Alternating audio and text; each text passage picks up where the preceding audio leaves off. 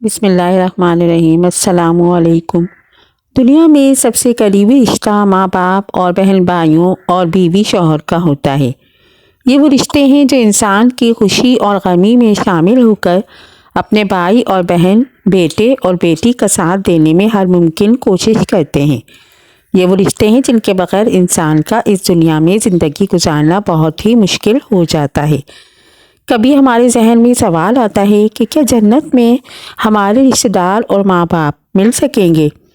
ہم اگر دنیا میں نیک اعمال کر کے جنت حاصل کر لیں تو کیا جنت میں ہمارے رشتہ دار اور ماں باپ مل سکیں گے؟ ہم اگر دنیا میں نیک اعمال کر کے جنت حاصل کر لیں تو کیا جنت میں ہماری یہ خواہش بھی پوری ہوگی کہ ہم اپنی ماں یا بیوی یا کسی بھی اپنے چاہنے والے کے ساتھ رہ سکیں؟ حدیث میں ہے کہ جب کسی انسان کی روح قبض کی جاتی ہے تو اس کی روح کو علین جیسے چین میں بھیجا جاتا ہے۔ علین نیک روحوں کا مقام ہے۔ وہاں تمام روحیں اس روح سے ملاقات کرتی ہیں۔ جس بندے کی روح کو علین میں بھیجا جاتا ہے تو اس کی روح سے ملنے کے لیے تمام رشتہ داروں کی روح اس روح سے ایسے ملتی ہے جیسے کہ وہ کئی صدیوں سے کوئی بچھڑا انسان ملتا ہے۔ اللہ تعالیٰ فرماتا ہے کہ اے میرے بندو، آج تم پر نہ کوئی خوف طاری ہوگا اور نہ تم غمگین ہوں گے۔ میرے وہ بندے جو ہماری آیتوں پر ایمان لائے تھے، تم بھی اور تمہاری بیویاں بھی خوشی سے چمکتے چہروں کے ساتھ جنت میں داخل ہو جاؤ۔ ان کے آگے سونے کے پیالے اور گلاس گردش میں لائے جائیں گے، اور جنت میں ہر وہ چیز ہوگی جس کی ان کے دلوں میں خواہش ہوگی اور جس سے آنکھوں کو لذت حاصل ہوگی۔ ان سے کہا جائے گا کہ اس جنت میں تم ہمیشہ رہو گے۔ ان آیات سے ظاہر ہوتا ہے کہ جو مرد حضرات جنتی ہوں گے ان کی بیویاں بھی ان کے ساتھ جنت ہی میں داخل کی جائیں گی۔ ان کے لیے شرط یہ ہے کہ ان کی بیویاں بھی نیکوکار اور پرہیزگار ہوں۔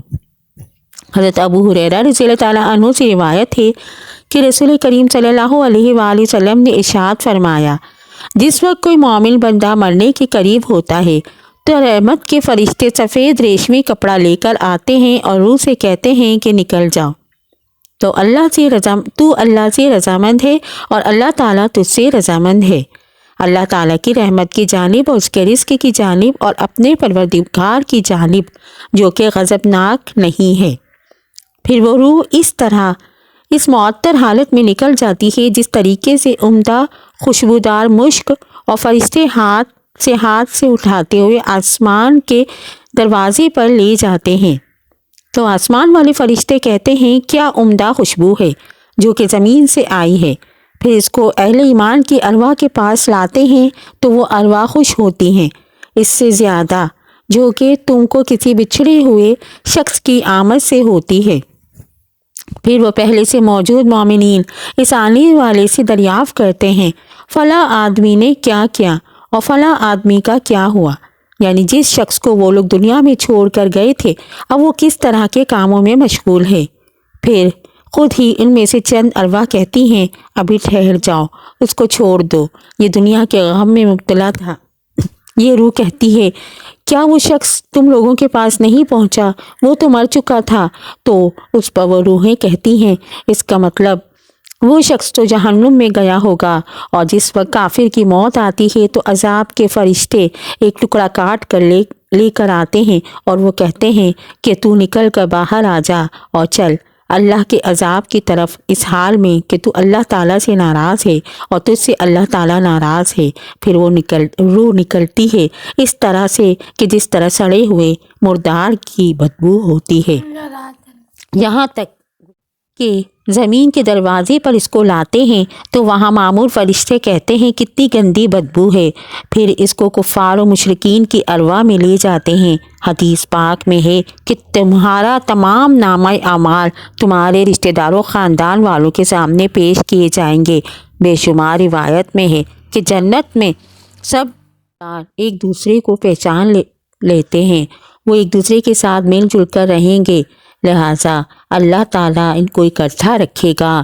قرآن پاک کی سورہ طور کی آیت نمبر 21 میں ارشاد ہے اور جو لوگ ایمان لائے اور ان کی اولاد نے بھی ایمان میں ان کی پیروی کی تو ان کی اولاد کو ہم انہی کے ساتھ شامل کر دیں گے اور ان کے عمل میں سے کسی چیز کی کمی نہیں کر دیں گے۔ ابن عباس رضی اللہ تعالیٰ عنہ فرماتے ہیں بے شک خدا مومن کو سکون دینے کے لیے اللہ تعالیٰ ان کی اولاد کو ان کے اصل مقام سے کئی گنا بہتر مقام تک پہنچا دیتا ہے۔ اصل میں اس کی اولاد اس درجے تک نہ پہنچ سکتی ہو۔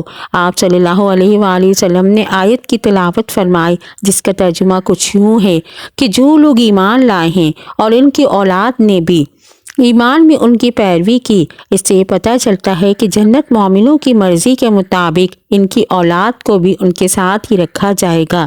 یہ وہی لوگ ہوں گے جنہوں نے دنیا میں رہتے ہوئے اچھے اور نیک اعمال کیے ہیں، اور اگر انہوں نے گناہ کیے بھی ہوں گے لیکن انہوں نے دنیا میں ہی اللہ تعالیٰ سے سچے اور پکے ایمان کے ساتھ توبہ کر لی ہوگی تو اللہ تعالیٰ نے ان گنہگاروں کی توبہ قبول کرتے ہوئے معاف فرما دیا ہوگا۔ اللہ تعالیٰ اسے بندوں کی مرضی بھی طلب فرما لے گا، پھر ان سے ان کی مرضی دریافت کی جائے گی تو وہ کہیں گے کہ ہمارے تمام گناہوں کو معاف فرما دیا جائے، تو اللہ تعالیٰ ان کے تمام گناہوں کو معاف فرماتے ہوئے ان کو دنیا کے سب کیے گئے گناہوں کو بھلا دے گا۔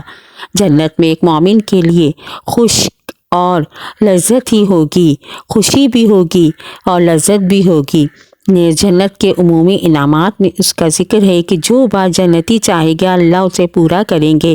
اسی طرح آپ صلی اللہ علیہ وآلہ وسلم نے فرمایا کہ انسان دنیا میں جس سے محبت رکھے گا آخرت میں اس کے ساتھ ہوگا، لہذا ایمان کی حالت میں مرنے والے رشتہ داروں اور اقربا سے میل ملاقات کے لیے بھی جنت میں کوئی رکاوٹ نہیں ہوگی۔ قرآن پاک کی سورہ بقرہ کی آیت نمبر 25 میں اللہ تعالیٰ ارشاد فرماتا ہے اور جو لوگ ایمان لائے اور نیک عمل کرتے رہے ان کو خوشخبری سنا دو کہ ان کے لیے جنت کے باغ میں جن کے نیچے نہریں بہہ رہی ہیں، جب انہیں ان میں سے کسی قسم کا میوہ کھانے کو دیا جائے گا تو وہ یہ کہیں گے کہ یہ تو وہی ہے جو ہم کو پہلے بتایا گیا تھا، اور انہیں ایک دوسرے کے ہم شکل میوے دیے جائیں گے اور وہاں ان کے لیے پاک بیویاں ہوں گی اور وہ بہشتوں میں ہمیشہ رہیں گے۔ نبی کریم صلی اللہ علیہ وآلہ وسلم کا فرمان ہے کہ مومن کو جب جنت میں داخل کیا جائے گا، جب وہ کسی بھی رشتہ دار کو ملنے کی خواہش رکھے گا تو اس جنتی کا بستر اس جنتی کو اس کے جنت میں دوسرے رشتہ دار کے پاس لے کر چلا جائے گا۔ وہ دونوں ہی جنتی رشتہ دار ایک دوسرے سے باتیں میں اس قدر مشغول ہو جائیں گے، وہ ایک دوسرے کو یہ باتیں کہیں گے کہ ہم نے اللہ تعالیٰ سے سچے دل سے توبہ کی تھی اور اللہ تعالیٰ نے ہماری فلاں دن اور فلاں مقام پر بخشش فرمائی تھی۔ اللہ تعالیٰ کی دعا ہے کہ اللہ تعالیٰ ہم سب کو نیک کام کرنے کی توفیق عطا فرمائے، آمین۔